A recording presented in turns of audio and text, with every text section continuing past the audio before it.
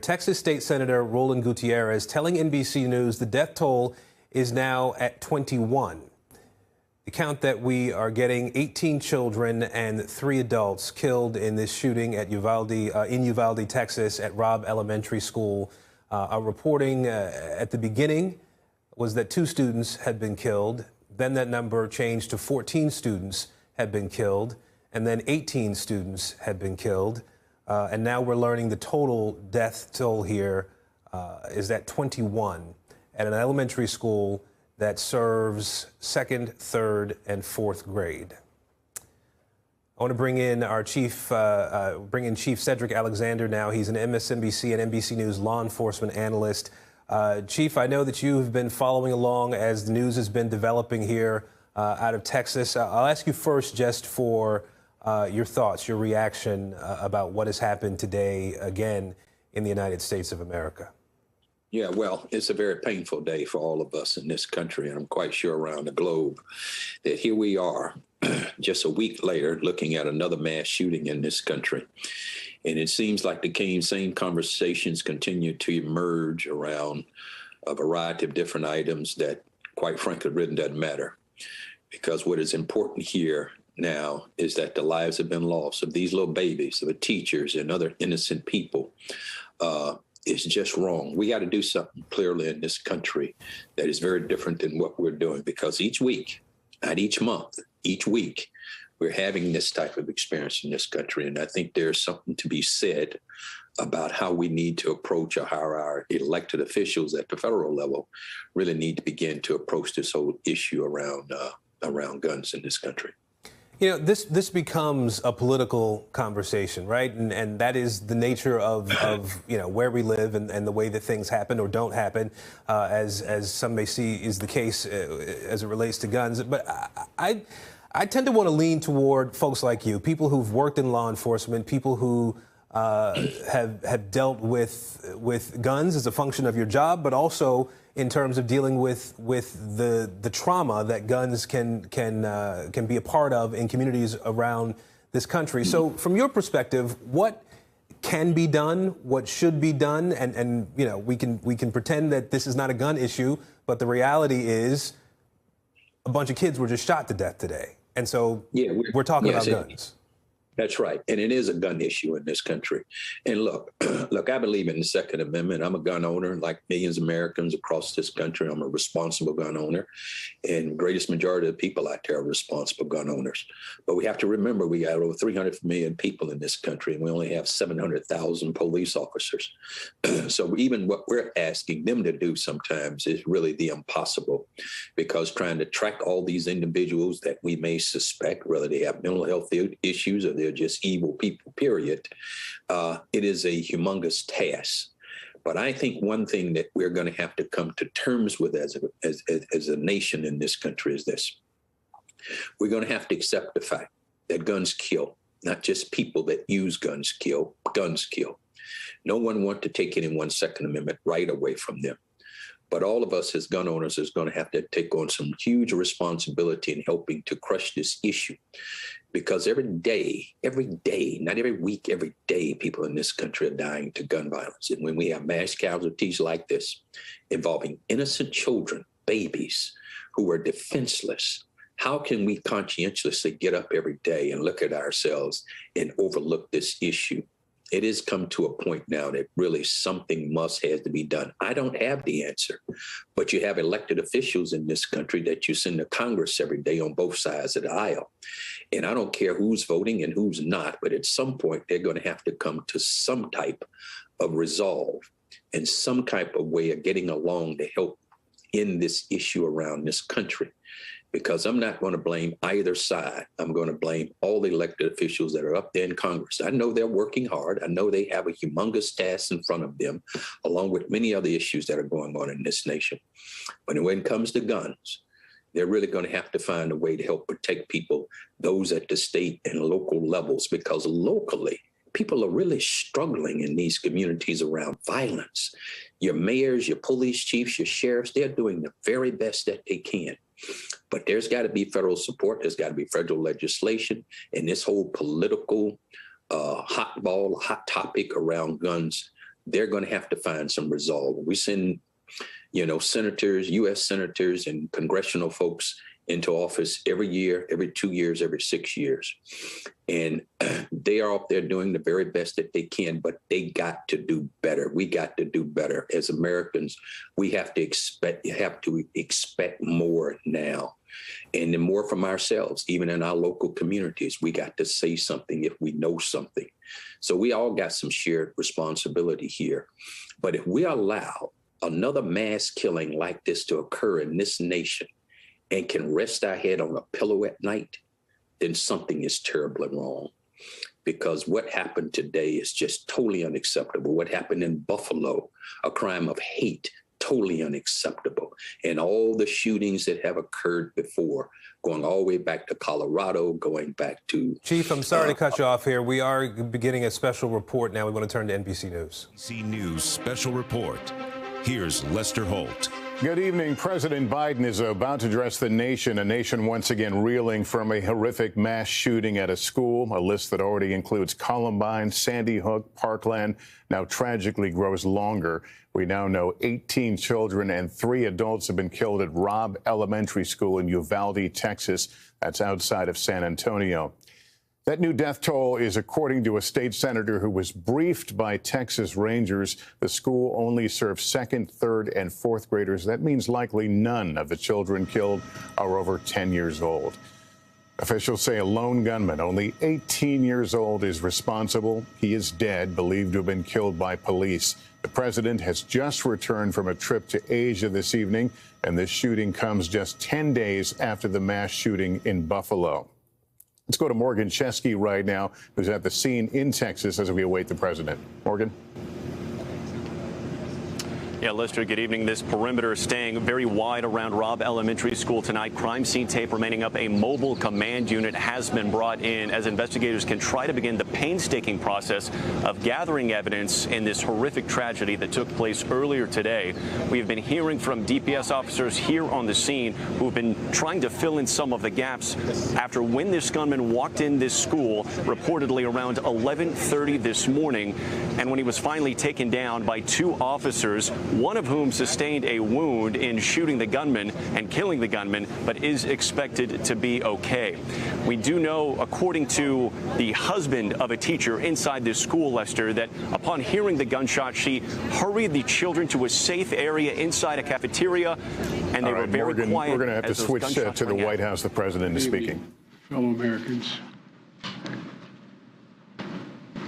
I had hoped when I became president, I would not have to do this again. Another massacre, Uvalde, Texas, an elementary school. Beautiful, innocent, 2nd, 3rd, 4th graders. And how many scores of little children who witnessed what happened see their friends die as if they're on a battlefield, for God's sake.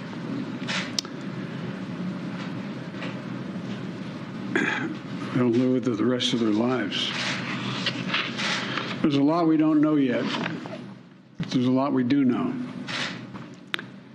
The parents who will never see their child again, never have them jump in bed and cuddle with them.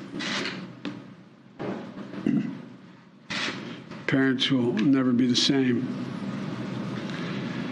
To lose a child is like having a piece of your soul ripped away. There's a hollowness in your chest. You feel like you're being sucked into it and never going to be able to get out. Suffocating. And it's never quite the same. It's a feeling shared by the siblings and the grandparents and the family members and the community that's left behind. Scripture says, Jill and I have talked about this in different contexts, in other contexts. The Lord is near to the brokenhearted and saves the crushed in spirit. So many crushed spirits. So tonight, I ask the nation to pray for them. Give the parents and siblings the strength in the darkness they feel right now. As a nation, we have to ask, when in God's name are we going to stand up to the gun lobby? When in God's name we do what we all know in our gut needs to be done? It's been 3,448 days, 10 years since I stood up at a high school in Connecticut, a grade school in Connecticut, where another gunman massacred 26 people, including 20 first graders at Sandy Hook Elementary School.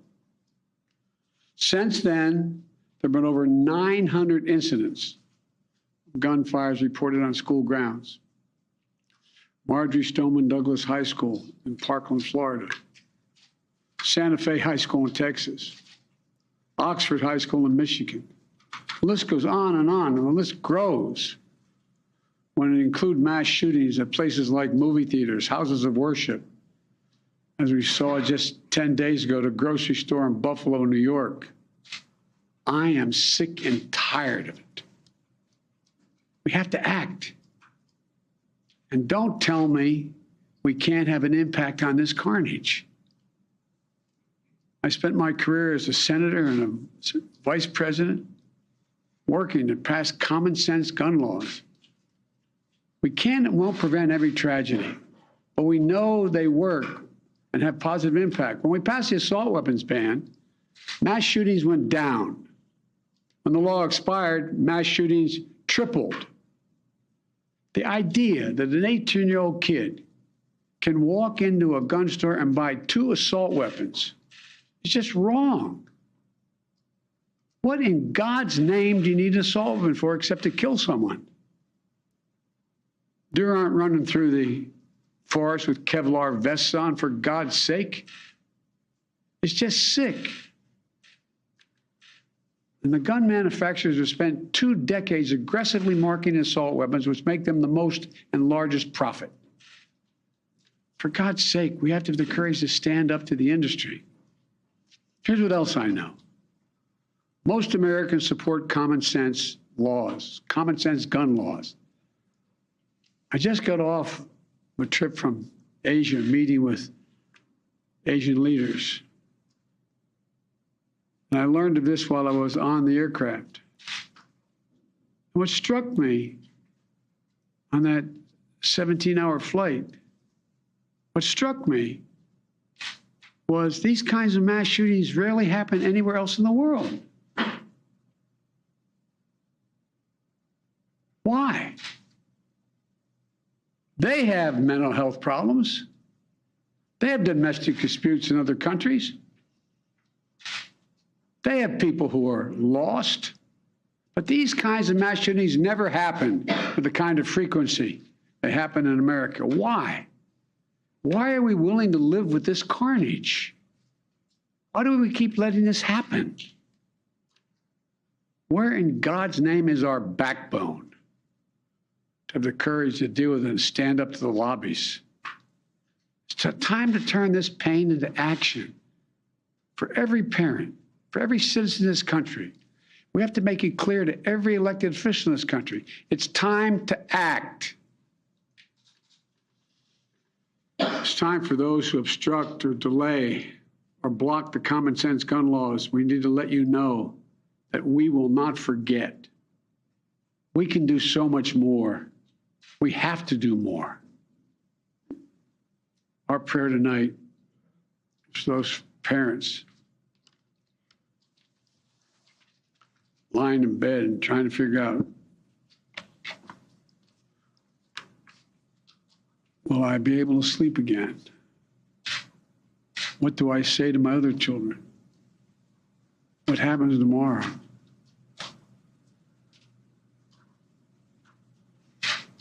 May God bless the loss of innocent life on this sad day. And may the Lord be near the brokenhearted and save those crushed in spirit, because they're going to need a lot of help, a lot of our prayers.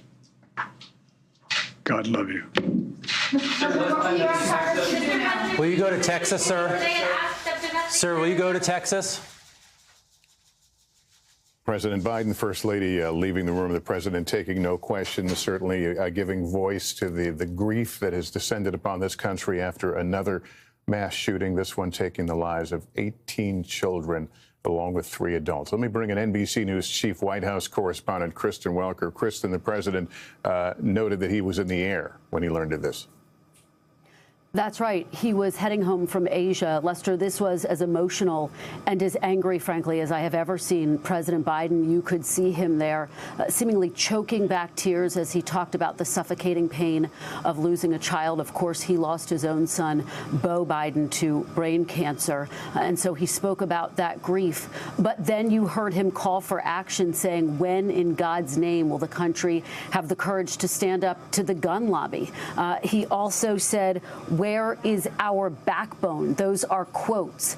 This is a signal that we are going to hear more calls, stepped up calls from this president on Congress to do something. Now, it is worth reminding people that he was vice president during former President Obama's administration and the Sandy Hook massacre, which claimed the lives of 20 children and 6 teachers. They tried to get expanded background checks passed through Congress, didn't pass. And at that time, the broad thinking in Washington was, if something can't happen now, then when?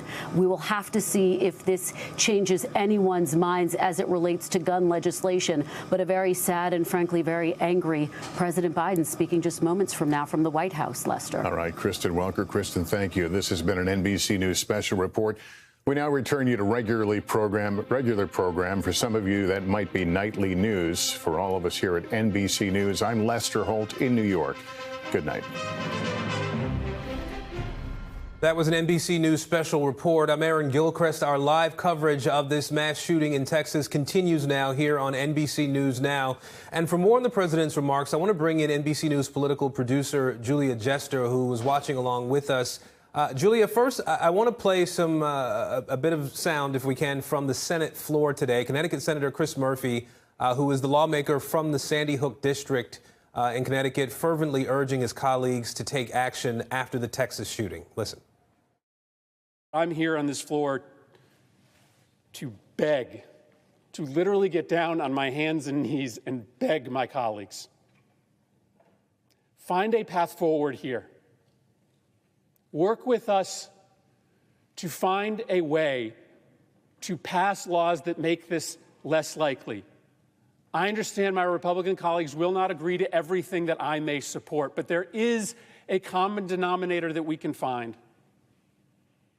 There is a place where we can achieve agreement that may not guarantee that America never, ever again sees a mass shooting, that may not overnight cut in half the number of murders that happen in America. It will not solve the problem of American violence by itself, but by doing something, we at least stop sending this quiet message of endorsement to these killers whose brains are breaking, who see the highest levels of government doing nothing, shooting after shooting.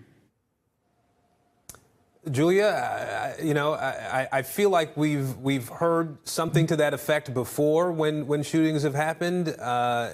Did you get the impression that there were people in the room listening in this instance, that something might come of this, or was this just blowing smoke? I think Senator Murphy captured the sentiment, at least on the Democratic side of the aisle here today. Keep in mind, the Texas shooter was in elementary school when the Sandy Hook shooting happened. And here we are a decade later, and nothing has changed. Congress has not done anything. And there are some signs that something could happen. So let's talk about the senators from Connecticut, as you mentioned, home to Sandy Hook. Senator Murphy has been pushing for background checks. There are 2 House-passed background check bills that have stalled completely in the Senate. Now, if they can get Republicans on board, that could become a possibility. Something that might be a little more likely is a bill on red flag laws. Now, today, Senator Blumenthal said that he would bring those, try to bring those to the floor. Senator Susan Collins indicated that she might support such a red flag law. But the question is, if Democrats don't have the votes, that filibuster 60-vote threshold, will they hold a vote? Something like an assault weapons ban might be harder to hit, but the other 2 I mentioned might actually get some support. Senator Tillis said that he is, quote, open and happy to look at anything as long as it doesn't deny anybody rights for law-abiding citizens. Now, we won't know until a bill is put to the floor. Senator Schumer has not said anything really about today's events and how that will impact the agenda in Congress. But I must say, everyone is exhausted. It is lather, rinse, repeat here in Congress when it comes to these shootings, and the fact that more children are dying. If nothing happens now, I think it's going to be a feeling of defeat.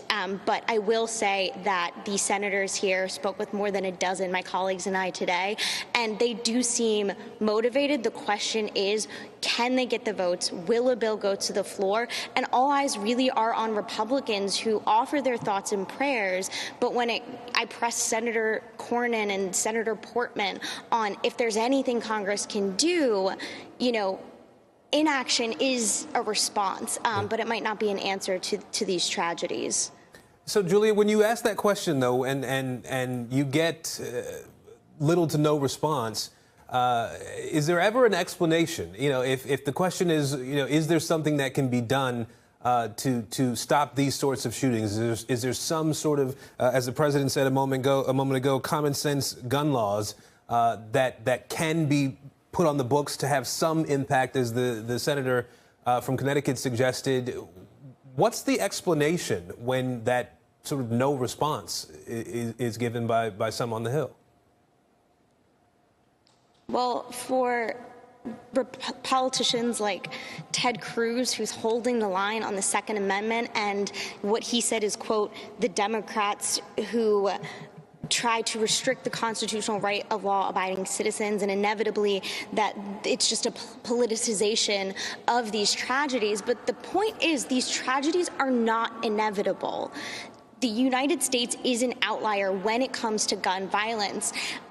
We just heard from Chris Murphy on the floor, that senator, and he also said that this idea that mental illness is the only cause of this, he called BS on that, because what the U.S. really is an outlier on is firearms. And so in terms of what you mentioned, those common sense gun safety bills, something like a red flag law where you're keeping guns out of hands of the people who could potentially be dangerous, that could get widespread support if you can convince senators like, say, Tom Tillis, that you're not going to be infringing upon the rights of law-abiding citizens. Here in the United States, we have a Second Amendment that protects the right to bear arms, and for conservatives that really hold true to the Constitution, they will not budge on that.